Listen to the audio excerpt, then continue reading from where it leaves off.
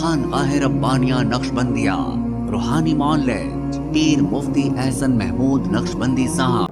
اب شادی کی پیشکش کس کو کرنی چاہیے؟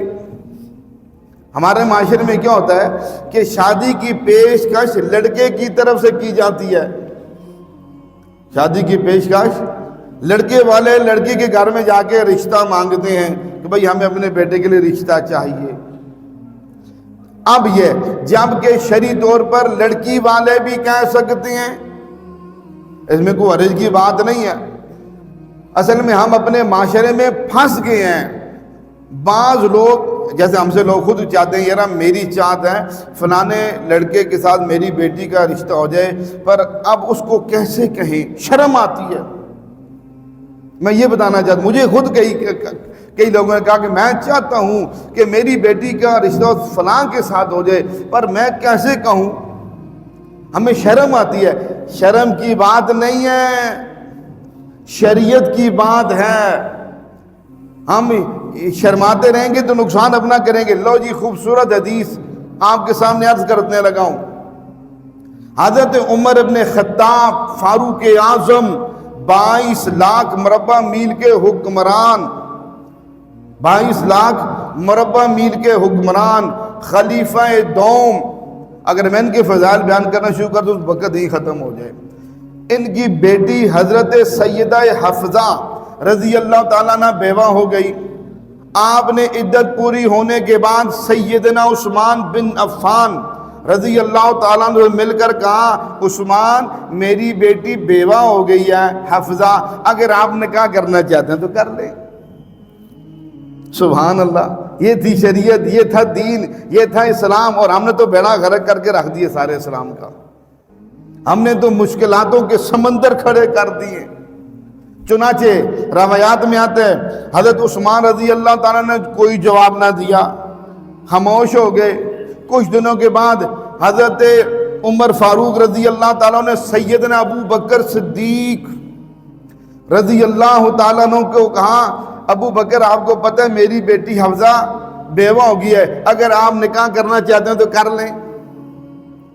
تو حضرت ابو بکر صدیق رضی اللہ تعالیٰ نے بھی جواب نہ دیا، خاموشی اختیار کی۔ اس بات پر حضرت عمر رضی اللہ تعالیٰ سے ناراض بھی ہو گئے، یار جی میں نے بات کو ہاں نہ تو کرو یار، اگر کرنا ہے تو ہاں کرو، نہیں کرنا نہ کرو، میں کسی اور سے بات کروں، میں کسی اور سے بات کروں۔ خاموش ہو گئے۔ اسی اثنا میں رحمت کائنات صلی اللہ تبارک و تعالی علیہ وسلم نے پیغام نکاح بھجوا دیا حضرت عمر کی طرف۔ وہ تو خود ہی تلاش کر رہے تھے، خود ہی کہہ رہے تھے، آفریں کر رہے تھے۔ تو جب حضور کا پیغام آیا تو سبحان اللہ کہ میری بیٹی امہات المومنین بنے گی، مومنوں کی ماں بننے جا رہی ہے۔ چنانچہ کہاں دیر کر سکتے تھے، نکاح ہو گیا۔ بعد میں حضرت ابو بکر صدیق رضی اللہ تعالیٰ نے فرمایا عمر میں جانتا ہوں آپ میری اس بات سے ناراض ہیں، میں نے جواب نہیں دیا اس لیے نہیں دیا، مجھ سے حضور نے یہ اظہار کیا تھا میں حفصہ سے نکاح کرنا چاہتا ہوں، مجھ سے اظہار کیا تھا، اگر میں اب نہ کرتا آپ ناراض ہوتے، ہاں کرتا تو حضور کہاں جاتے؟ حضور مجھ سے اظہار کر چکے ہیں میں حفصہ سے نکاح کرنا چاہتا ہوں۔ تو پھر ان کی جا کے مائنڈ یعنی وہ سوچ کلیئر ہوئی، وہ غصہ ختم ہوا، اچھا یہ بات تھی، اس لیے آپ نے مجھے کوئی جواب نہ دیا تھا۔ یہ ہے شریعت۔ آگے چلیے ایک اور، یعنی آپ کہیں گے صحابہ کی بات ہے، چلو تابعین تبع تابعین، بزرگوں کی بات سنا دیتا ہوں۔ حضرت سعید بن مسیب رحمۃ اللہ علیہ بڑے بزرگ گزرے ہیں۔ ان کے درس حدیث میں ایک نوجوان آتا تھا جو ان کو بڑا اچھا لگتا تھا، بڑی پابندی سے پڑھتا، بڑا دیندار، بڑا وقت کا پابند۔ اسی اثنا میں مروان ملک بن مروان نے بادشاہ وقت، توجہ کون؟ بادشاہ وقت ملک بن مروان نے اپنے بیٹے کے لیے رشتہ بھیجا حضرت سعید بن مسیب رضی اللہ تعالیٰ عنہ کے گھر۔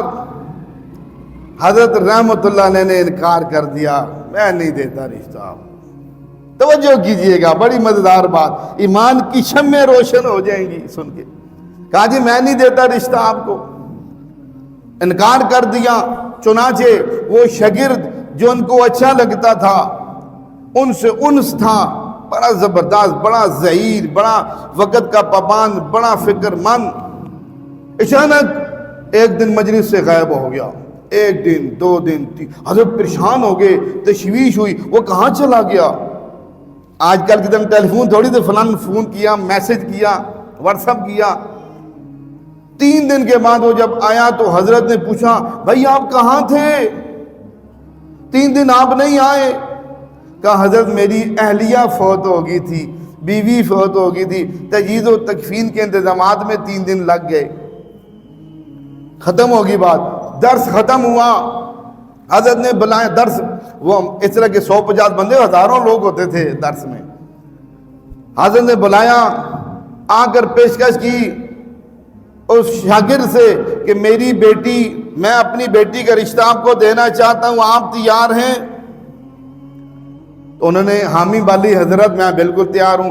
اسی مجلس میں آپ نے سارے معاملات مکمل کر دی، نکاح ہو گیا اسی مجلس میں، نکاح ہو گیا، ختم ہوگی بات۔ رات آئی، حضرت سعید بن مسیب رحمۃ اللہ علیہ نے یہ پیغام مجھے آپ کو دیا، یہ نہ سمجھنا کہ صحابہ ہی ایسا کر گئے، صحابہ کے بعد والے نے بھی ایسا کیا ہے، پیغام دے کر گئے ہمیں۔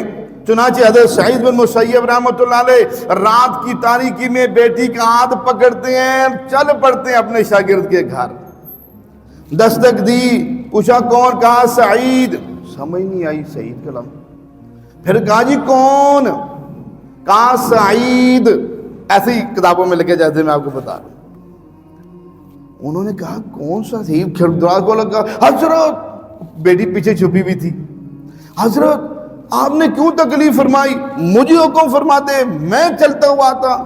تو آپ نے پیچھے سے بیٹی کا ہاتھ پکڑ کہا یہ امانت تمہارے سپرد کرنے آیا ہوں، نکاح کے بعد علیحدہ رہنا مناسب نہیں ہے، اپنی امانت وصول کر لو۔ وہیں دروازے سے بیٹی کو اندر کیا، وہیں سے واپس آ گئے، مجھے آپ کو پیغام دیا یہ ہیں شادیاں، یہ ہیں شادیاں اور یہ ہیں رخصتیاں، اور ہم کیا کر رہے ہیں؟ تو عرض کر رہا تھا رشتے کے انتخاب کے اندر صرف لڑکے والوں کو ہی نہیں جانا چاہیے، لڑکی والوں کو بھی اپنی فکر کرنی چاہیے بیٹی کی۔ یہ عیب کی بات نہیں ہے، یہ عیب ہوگا تو میرے آپ کے معاشرے میں ہوگا، یہ عیب ہمارے معاشروں میں موجود ہے، لیکن یہ عیب شریعت کے اندر موجود نہیں ہے۔ ہم شریعت پہ چلیں گے تو آسانیاں مزے کریں گے، شریعت سے ہٹیں گے تو پریشانی ہی پریشانیاں۔